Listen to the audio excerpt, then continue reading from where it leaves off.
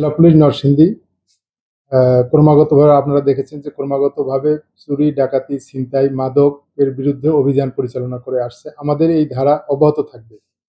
মাদক ব্যবসায়ী, সন্ত্রাসী সে যেই হোক না কেন তাদেরকে আমরা আইনের আওতায় আনবই। এবং এছাড়াও বিভিন্ন যে চর অঞ্চল এলাকাগুলোতে যে আধিপত্য বিস্তারকে কেন্দ্র করে যে মারামারি, সংঘর্ষ, দাঙ্গা হাঙ্গামা সেগুলোকে আমরা সর্বনিম্ন পর্যায়ে নিয়ে আসার জন্য আমরা চেষ্টা করছি।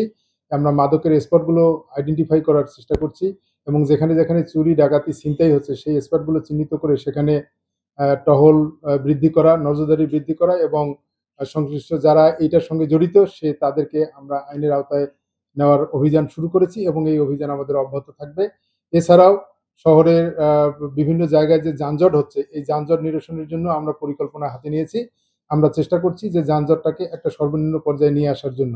এই মুহূর্তে নরসিংদীতে আমাদের ৩৫১টি মণ্ডপে শারদীয় দুর্গাপূজা অনুষ্ঠান শুরু হয়েছে। আমাদের প্রত্যেকটি মণ্ডপে পুলিশ মোতায়েন আছে, আনসার মোতায়েন আছে, অন্যান্য বাহিনীর লোকজন মোতায়েন আছে। এছাড়া আমাদের টহল নিয়মিত আছে, টহল এবং আমাদের চেকপোস্ট চলমান আছে, সাদা পোশাকে ডিউটি আছে, ডিবির টিম আছে। আমরা সবাই মিলে একটা চেষ্টা করছি যে একটা নিরবচ্ছিন্ন, একটা নির্বিঘ্ন, একটি উৎসবমুখর পরিবেশের জন্য শারদীয় পূজাটা উদযাপিত হয়।